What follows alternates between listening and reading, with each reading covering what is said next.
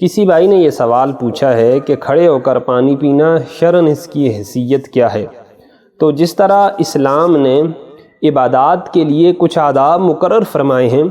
اسی طرح کھانے اور پینے کی اشیاء کے لیے بھی اسلام نے کچھ آداب مقرر فرمائے ہیں۔ اگر ہم سنت طریقے کے مطابق کھانا یا پینا اپنے معمول میں اس کو رکھیں گے تو نہ صرف ہماری پیاس دور ہو جائے گی، نہ صرف ہماری جو بھوک ہے وہ ختم ہو جائے گی، بلکہ بے حد و بے حساب سنت طریقے کے مطابق کام کرنے کی وجہ سے اللہ رب العزت ہمیں ثواب بھی عطا فرمائیں گے۔ سب سے پہلی بات یہ ہے کہ انسان جب بھی پانی، کوئی بھی مشروب وغیرہ پینے کا ارادہ کرے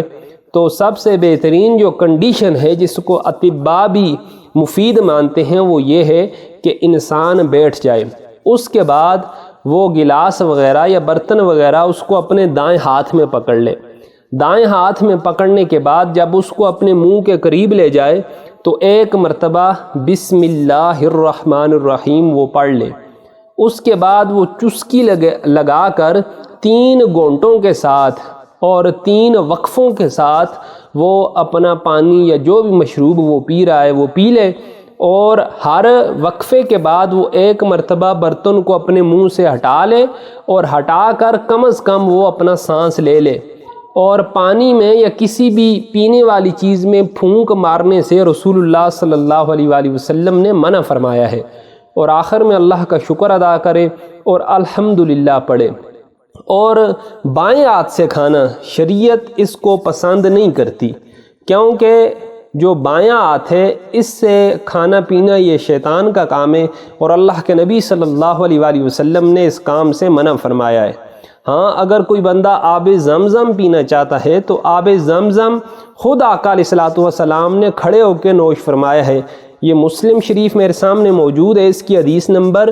5164 ہے، اور روایت کرنے والے حضرت ابن عباس رضی اللہ تعالیٰ عنہ ہیں۔ وہ فرماتے ہیں قال سقیت رسول اللہ صلی اللہ علیہ وآلہ وسلم من زمزم فشرب وهو قائم، کہ آقا علیہ الصلوۃ والسلام نے زمزم کا پانی آپ نے کھڑے ہو کر نوش فرمایا۔ جہاں تک روٹین کا سوال ہے تو رسول اللہ صلی اللہ علیہ وآلہ وسلم کھڑے ہو کر پانی پینے کے اوپر ڈانٹا کرتے تھے۔ یہ حدیث نمبر 5159 مسلم شریف کے اندر موجود ہے، اور روایت کرنے والے حضرت انس رضی اللہ تعالیٰ عنہ۔ آپ فرماتے ہیں نہا ان یشرب الرجل قائما، کہ رسول اللہ صلی اللہ علیہ وآلہ وسلم نے کھڑے ہو کر پانی پینے سے منع فرمایا ہے۔ حضرت قتادہ اس مجلس میں موجود تھے۔ ہم نے رسول اللہ صلی اللہ علیہ وآلہ وسلم سے پوچھا یا رسول اللہ فالعقل، اگر کھڑے ہو کر پینے سے تو آپ منع فرما رہے ہیں، اگر کوئی بندہ بغیر عذر کے کھڑے ہو کر کھانا کھانا چاہے تو اس کا شرعی حکم کیا ہے؟ تو حضور نے فرمایا ذاک اشر او احبس، تو حضور نے فرمایا کھڑے ہو کر کھانا یہ تو کھڑے ہو کر پانی پینے سے بھی زیادہ برا ہے، اور کھڑے ہو کر کھانا یہ جو ہے اس سے زیادہ خراب بات ہے پانی پینے سے بھی۔ تو رسول اللہ صلی اللہ علیہ وآلہ وسلم نے کھڑے ہو کر کھانا بھی منع فرمایا اور کھڑے ہو کر پینا بھی منع فرمایا۔ اب اگر کوئی بندہ بیٹھ کر پانی پیتا ہے تو رسول اللہ صلی اللہ علیہ وآلہ وسلم نے اس کی حکمت کیا بیان کی ہے؟ حدیث نمبر 5171 ہے،